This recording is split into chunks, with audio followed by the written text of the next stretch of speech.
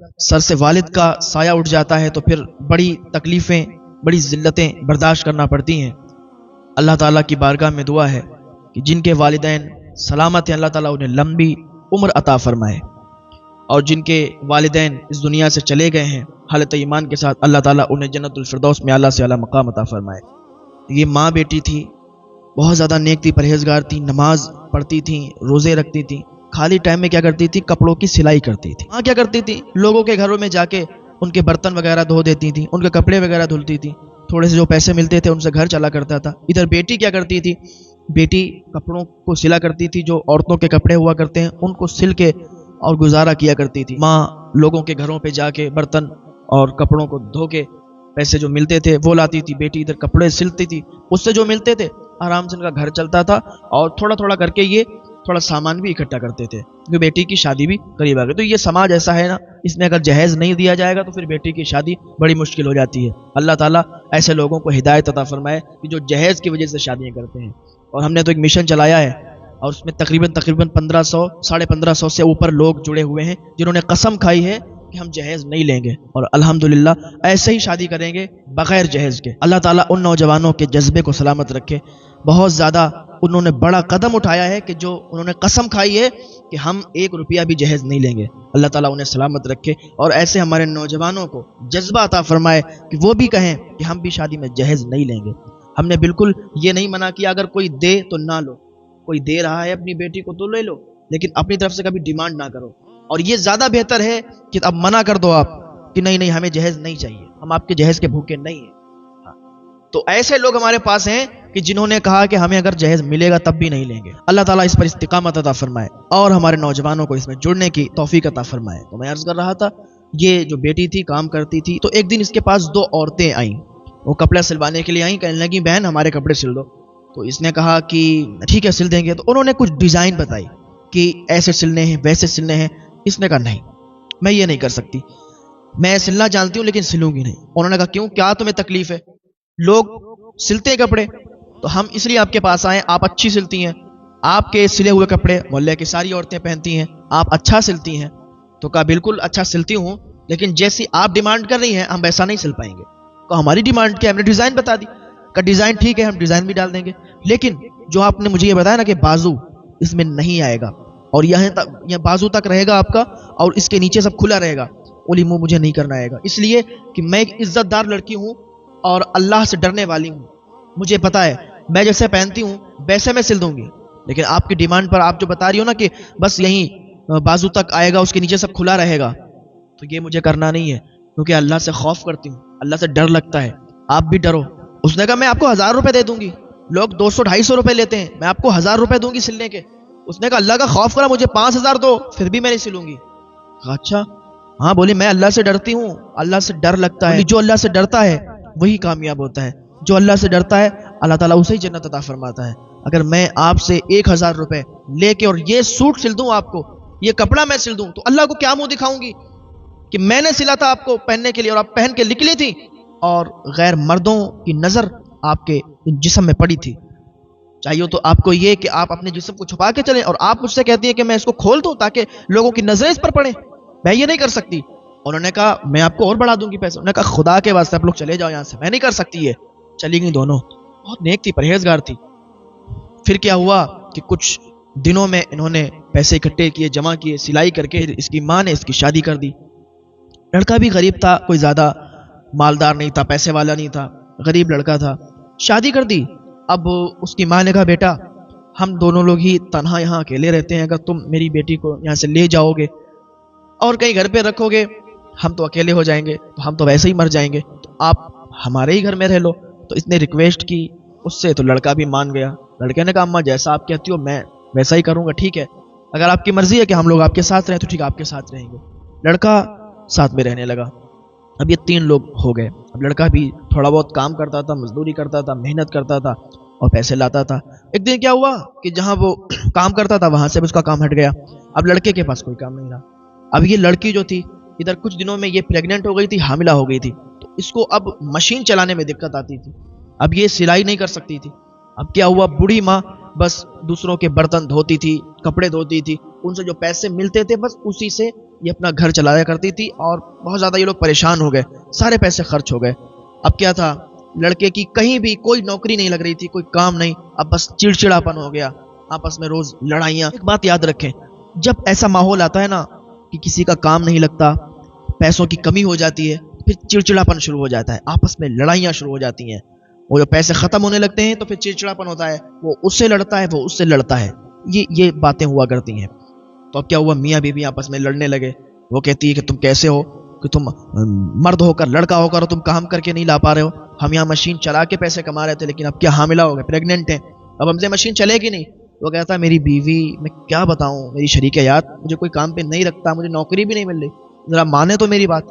بولے چلو کوئی بات نہیں، ایسے ہی گھر چلتا رہا۔ پھر ایک دن کیا ہوا کہ اس کے یہاں پیدائش ہوئی، ایک بیٹی پیدا ہوئی۔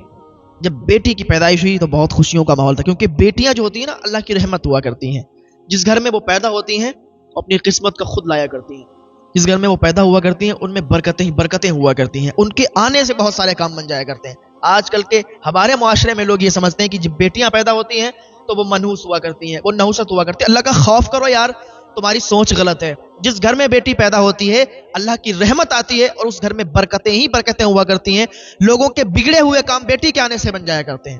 ہاں، اب یہ جس کی نوکری نہیں لگ رہی تھی، جیسے ہی بیٹی پیدا ہوئی اس سے فون آیا ایک کمپنی سے کہ بھائی تمہاری نوکری لگ گئی ہے اور تم یہاں کے مینیجر ہو۔ مینیجر بن گیا، وہ بیٹی کی پیدائش ہوئی اور وہ مینیجر بن گیا۔ اس نے اللہ کا شکر ادا کیا، اللہ تعالیٰ تیرا شکر ہے کہ تو نے مجھے بیٹی جیسی نعمت عطا فرمائی، برکت عطا فرمائی، رحمت عطا فرمائی، اور ساتھ ہی ساتھ میں مجھے نوکری بھی دے دی، اور وہ بھی بڑے عہدے پہ۔ اللہ کا شکر ادا کیا، مٹھائیاں لایا، محلے میں بانٹی، بڑا خوش ہوا، کام کرنے لگا، اچھا خاصا پیسہ آنے لگا، گھر بھی بن گیا اور ساری چیزیں بہت اچھے سے ہو گئیں، بہت بہتر۔ اب کام کرتا، گھر پہ آتا۔ اب ایک دن کیا ہوا کہ یہ کمپنی میں تھا اور اس کی جو بیوی تھی، یعنی جو نیک یہ خاتون لڑکی جو تھی، یہ زینے پر تھی، گھر بن چکا تھا اور اچھا گھر تھا، زینے سے اتر رہی تھی، اس کا پیر پھسلا اور یہ زمین پر گری، نیچے گری تو سر کے بل گری اور اس کے سر میں چوٹ لگ گئی۔ جیسے یہ زمین پہ گری اس کا سر پھٹ گیا، سر پھٹا، جلدی سے وہ محلے کے لوگ جمع ہوئے، اسے بلایا تو جلدی سے یہ کمپنی سے وہ چابیاں ساتھ میں لے کر چلا آیا اور وہ وہاں تالا مار کر چلا آیا، کیونکہ یہ مینیجر تھا اور جو اس کا مالک تھا کمپنی کا، وہ بہت زیادہ اس کو اپنی نظر میں رکھتا تھا، بہت زیادہ اس کو ڈانٹتا تھا، چلاتا تھا، بہت زیادہ وہ پریشان کرتا تھا، بہت بیکار آدمی تھا۔ اس نے کچھ بھی فکر نہیں کی، جلدی سے چابی رکھی جیب میں اور یہ بھاگتا ہوا چلا آیا، جلدی سے ہاسپٹل لے گیا۔ لے ہی جا رہا تھا کہ راستے میں ہی اس کا انتقال ہو گیا، لڑکی راستے میں ہی ختم ہو گئی۔ بہت زیادہ اسے تکلیف ہوئی اس بات کی۔ ابھی تو ہم نے غریبی سے نکل کر اور امیری کی طرف قدم رکھا تھا، ابھی ہمارے دن اچھے ہوئے تھے، اور یہ کیا ہو گیا کہ ہماری بیوی، ہماری شریک حیات ساتھ چھوڑ کر چلی گئی۔ بہرحال بہت زیادہ پریشان ہوا، بہت زیادہ اسے تکلیف ہوئی اس موت سے، کیونکہ بیٹی بھی چھوٹی تھی، ابھی ننھی سی بیٹی تھی، بہت زیادہ تکلیف ہوئی۔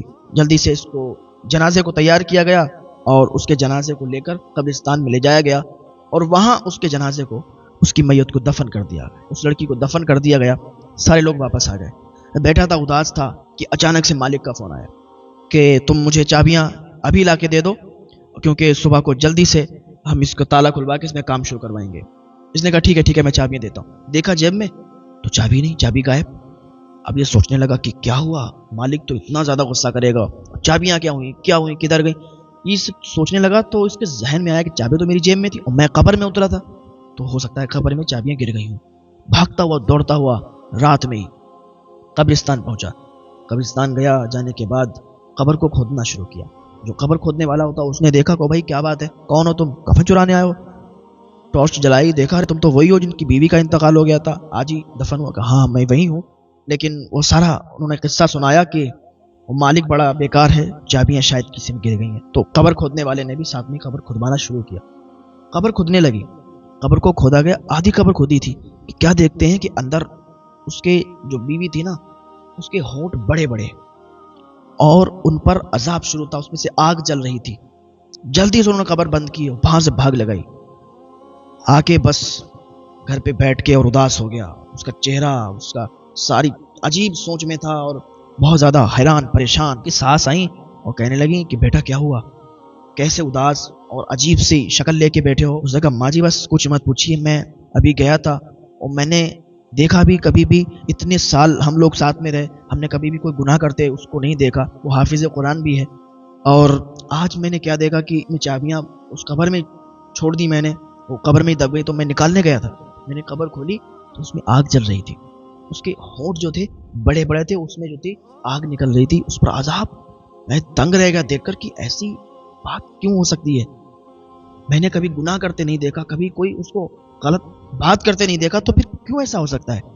اس کی ماں بھی پریشان کہ بیٹا تو اب ساتھ میں رہ رہا ہے، میں نے تو اتنی زندگی ہو گئی ہے میری، اور جب سے یہ پیدا ہوئی تب سے اب تک میں نے کوئی بھی ایسا غلط کام اسے کرتے ہوئے نہیں دیکھا، کوئی بھی غلط چیز میں نے نہیں دیکھی۔ کیا ہوا؟ کہا مسجد کے امام صاحب سے پوچھ کے آؤ۔ مسجد کے امام صاحب بھی اللہ کے ولی تھے، وہ لڑکا بھاگتا ہوا مسجد کے امام صاحب کے پاس گیا، امام صاحب ایسی ایسی بات ہے، کب میں تمہاری ساس سے ملنا چاہتا ہوں۔ وہ آئے اور ساس سے ملاقات ہوئی، ساس سے پوچھا کہ کوئی ایسا جرم، کوئی ایسا گناہ؟ انہوں نے کہا میں اتنی زندگی میری ہو گئی، میری بیٹی میرے ہی ساتھ رہ رہی ہے، میں نے اتنا بڑا کیا پال کے، کبھی بھی اس کو کوئی غلط کام کرتے نہیں دیکھا۔ کہا پھر بھی دھیان دو آپ، کچھ بھی ایسا ہو۔ تو سوچنے لگی ہاں ایک بات تو تھی جو میں نے دیکھی تھی۔ کیا؟ بولی یہ کپڑا سلائی کرتی تھی، وہ کپڑا سلتی تھی تو اب ایسا نہیں ہوتا تھا کہ اپنے پاس سے یہ اس کا جو ریل ہوتی ہے، دھاگا ہوتا ہے خرید کے لائے، تو جس کا کپڑا ہوتا اسی کا دھاگا ہوتا تھا۔ بولی اچھا، تو یہ کیا کرتی تھی؟ دانت سے اس کو کاٹا کرتی تھی۔ میں نے کئی بار کہا کینچی سے کاٹا کر، یہ دانت سے کاٹتی تھی، کچھ دھاگا دانت میں ہی چپکا رہ جاتا ہے۔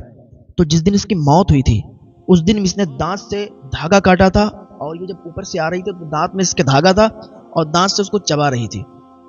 تو کہا بس اتنا ہی دیکھا۔ تو امام صاحب نے کہا کہ واقعی بس اسی کی وجہ سے اس پر عذاب ہو رہا ہے، کیونکہ وہ دانت سے جو دھاگا چبا رہی تھی وہ دھاگا کسی اور کی ملکیت تھی، وہ کسی اور کا مال تھا، اور یہ اپنے منہ میں لے کے اس کو چبا رہی تھی، اور اتنے میں ہی یہ گری اور اس کی موت ہو گئی، اور وہ اس کے ہونٹ پر ہی چپکا رہ گیا، جس کی وجہ سے اس پر عذاب ہوا۔ سارے لوگوں نے وہیں پر توبہ کی کہ اللہ اکبر، اتنے سے دھاگے سے بھی اتنا بڑا عذاب ہو سکتا ہے، اتنا زیادہ عذاب ہو سکتا ہے؟ تو امام صاحب نے بتایا بالکل، اگر کسی کی امانت میں خیانت کرو گے بالکل عذاب ہوگا، اب چاہے وہ دھاگا ہو، چھوٹی سی چیز یا بڑی چیز ہو۔ تو سارے محلے والے بھی جمع تھے، سارے محلے والوں نے بھی توبہ کی کہ واقعی اتنے سے گناہ صغیرہ ہو یا کبیرہ ہو عذاب ضرور ملے گا،